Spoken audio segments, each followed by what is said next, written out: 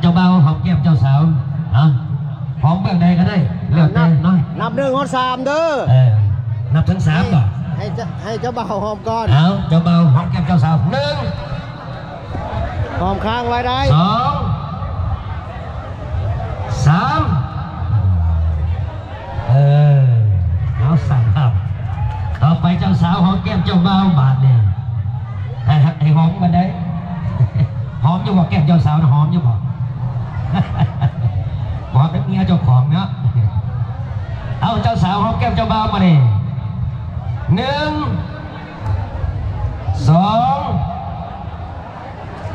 3โอ้ยเจ้าเบาเป็นเงี้ยไงเดี๋ยวว่า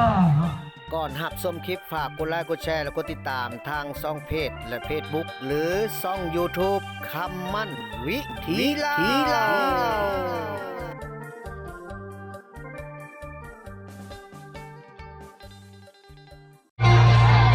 อันนี้ก็เป็นบรรยากาศที่ว่าทางเจ้าบ่าวเจ้าสาวแล้วก็พร้อมด้วยยับมาทั้งนี้เนาะเจ้าเบาทั้งนั้นฝ่ายยิงและฝ่ายซ้ายเนาะเจ้าเบาเราอยู่ขวามือเจ้าสาวอยู่ซ้ายมือสนิทก็พบกับใจเป็นเกียรติเนาะแก่ครูสุดไปนางคำข้าวเสริมเซคำพาและนางสาวดำดีดิ่งพระองค์แต่ว่ามื้อนี้แต่เป็นมืองามย่ำดีมือสีวันสองประกอบบัดงามเนาะ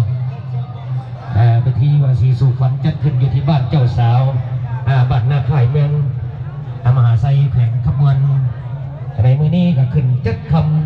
ำไปที่สู่ขวัญแล้วกับเจ้าภาพทั้งสองก็ได้เชิญแขกผู้มีเกียรติถูกผักส่วนเนาะหัวพัดประธานอาหารเที่ยงเพื่อเป็นสิริมงคลในแก่ครูสุขรถไม่ต่อไปนี่ทั้ง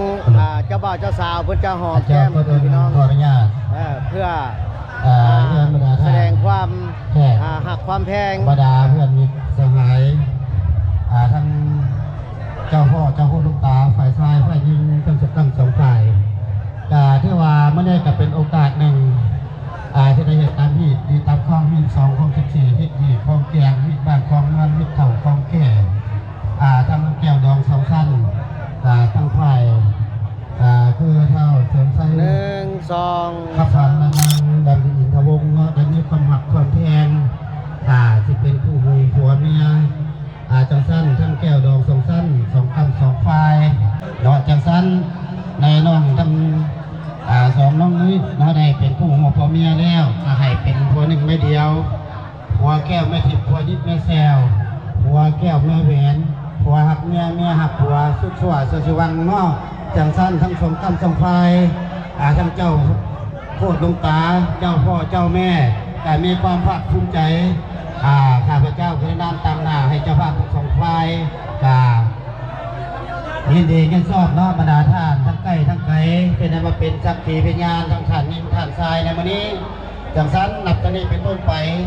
ระหว่างคู่หัวผัวเมียก็คือเท่าเสริมใส่คำผ่านและนั่งดำดีเนาะก็จะเป็นคู่หัวผัวเมียและคลองจากเป็นโสดมากะประมาณ10 ปลายหรือ20 ปีเนาะมาวันนี้จะได้เป็นคู่หัวผัวเมียภาคการสร้างสังสาพัฒนาเนาะจังสั้นขอแสดงความขอบใจนบรรดาท่านที่ได้มาในความงานเป็นสักขีพยานในวันนี้และว่าแซ่พรแก่เจ้าพ่อเจ้าแม่เจ้าโคลุงตาทั้ง2กำ2ฝ่ายมีแต่ความอยู่เย็นเป็นสุขเนาะสุขสบายขอสุดท้ายนี้ขอใส่บรรดาท่านทั้งหมดเราจะมีสุขภาพแข็งแรงแข็งแรงขอยกจอดต่อไปนี้อาจจะได้ควบคุมอะไรให้แก่ครูสุดใหม่กระเซ็นทั้งทางเพียงวิไลพร้อมด้วยภรรยาขึ้นมาควบคุมอะไรให้แก่ครูสุดใหม่กระเซ็น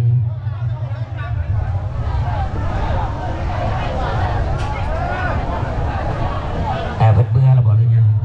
แต่ยังมาทันในเมื่อเนาะเท่าเพิ่นอายุไกลแน่แต่พวกอะไรอยู่ทั้งไหนวันนี้ขอเสียงตุ้มเป็นเกียรติให้แก่ท่านเนาะพร้อมด้วยภรรยาของท่าน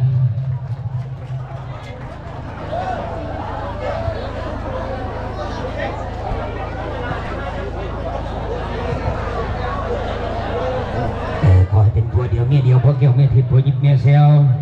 เขายอดของกระบอกยอดเพชรอย่าปะอย่าห้ากันเนาะเอาสร้างภาพไว้เป็นเพลลึกไปทางไหนมาทางไหนไปให้ลามาให้ครอบแล้วเบิ่งว่าเนาะครับมึงกูถูกกำปั้นพันบ่อยว่าเขาบอกใครแลเจ้าเลยไอ้เท่าแก ย่าง นี่ละดอนคนเลย ยืนท่าก่อนเพิ่นสิอันน่ะ เรามาวันนี้กับเส้นเจ้าภาพทั้งสองนอกเส้นเขาสู่โต๊ะอาหารรับประทานอาหารเที่ยงผมได้เจ้าบ่าวเจ้าสาวก็จะได้มอบเสียงเพลงเป็นเพลงซาซานอกจากเพลง2 เพลง ยังเจ้าบ่าวเจ้าสาวยังบ่ได้หอมแก้มกันเลย ยังมาทันหอมบ่ โอ้บ่ได้ แรงจังหอมก็ได้ดิ เอาเดียวนี้เลย เอาคนว่าเพิ่นมาได้ทานมาได้แข่งคนจะเห็นเจ้าบ่าวเจ้าสาวหอมแก้มกันเนาะเอาเจ้าบ่าวเนาะเจ้าบ่าวหอมแก้มเจ้าสาวก่อน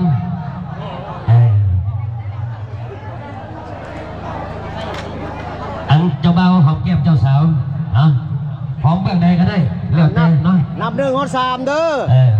นับถึง3บ่ ให้เจ้าบ่าวหอมก่อน เอาเจ้าบ่าวหอมแก้มเจ้าสาว1 หอมค้างไว้ได้ 2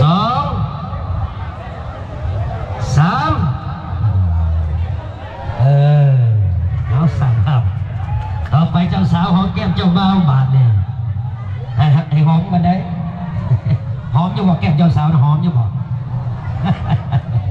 หอมเป็นเมียเจ้าของเนาะเอาเจ้าสาวหอมแก้มเจ้าบ่าวมาดิ1 2 3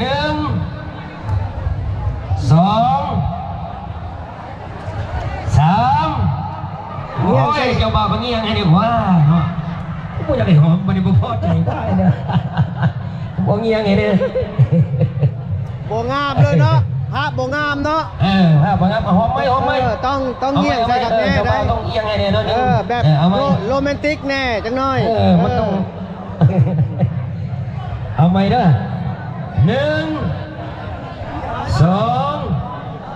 3แบบนั้นแหละ โอเคแบบนี้แม่มันจะ ขอบใจหลายๆ